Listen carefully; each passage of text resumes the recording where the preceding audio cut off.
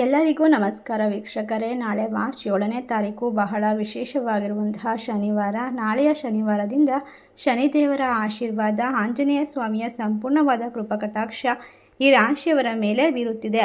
ಇದರಿಂದಾಗಿ ಇವರಿಗೆ ದುಡ್ಡಿನ ಸುರಿಮಳೆ ಸುರಿಯುತ್ತದೆ. ಇವರ ಬಾಳು ಬಂಗಾರವಾಗುತ್ತದೆ.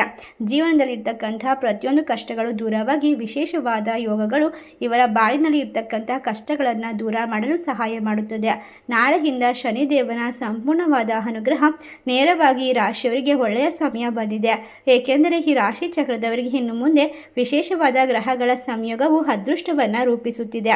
ಇದರಿಂದಾಗಿ ಇವರ ಕಷ್ಟಗಳು ದೂರವಾಗುತ್ತೆ, ನೆಮ್ಮದಿ ಶುರುವಾಗುತ್ತೆ. ಆದರೆ ಯಾವ ರಾಶಿಯವರಿಗೆ ಅತ್ಯಂತ ಹೆಚ್ಚಿನ ಫಲಗಳು ದೊರೀತಾ ಹೋಗುತ್ತೆ, ಯಾವೆಲ್ಲ ರೀತಿಯ ಲಾಭವನ್ನು ಕಂಡುಕೊಳ್ತಾರೆ ಎಂಬ ವಿಶೇಷವಾದ ಮಾಹಿತಿಯನ್ನು ನೋಡ್ತಾ ಹೋಗೋಣ.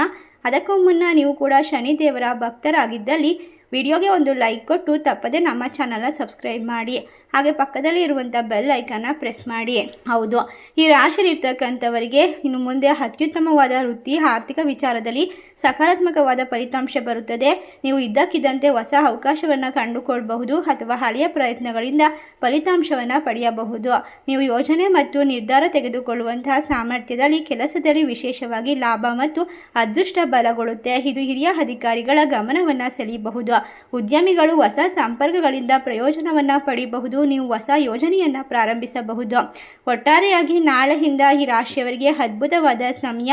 ಮಾರ್ಚ್ 7 ನಾಳೆಯಿಂದ ಈ ರಾಶಿಯವರಿಗೆ ಬುಧನ ಆಳ್ವಿಕೆಯು ಅತ್ಯುತ್ತಮ ಹಾಗೂ ಶನಿಯ ಆಳ್ವಿಕೆಯಿಂದ ಪ್ರಭಾವ ಹೆಚ್ಚಾಗಿ ಕಂಡುಬರುತ್ತದೆ. ಈ ಸಮಯ ಶಿಕ್ಷಣ ಮತ್ತು ಸಂಶೋಧನೆ, ಬರವಣಿಗೆ, ಭೌತಿಕ ಅನ್ವೇಷಣೆಗೆ ಅನುಕೂಲಕರವಾಗಿದೆ. ವಿದೇಶಿ ಕೆಲಸಗಳಿಂದ ಹೆಚ್ಚಿನ ಹಣವನ್ನು ಬರಮಾಡಿಕೊಳ್ಳಬಹುದು, ಲಾಭವನ್ನು ಕಂಡುಕೊಳ್ಬಹುದು.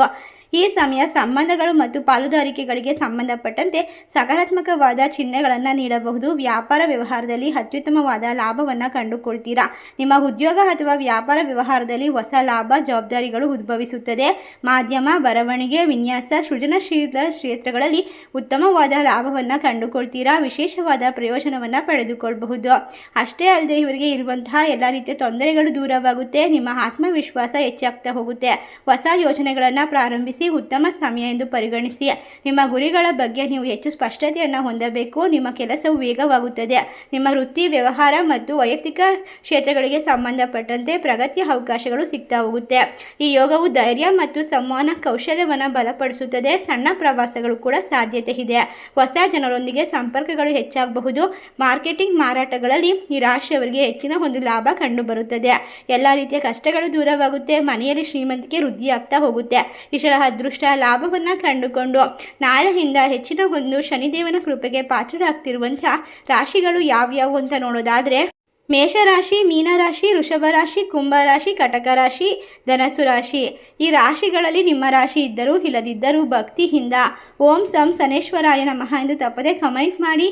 ನಮ್ಮ ಚಾನಲ್ಗೆ ಸಬ್ಸ್ಕ್ರೈಬ್ ಮಾಡಿ. ಧನ್ಯವಾದಗಳು.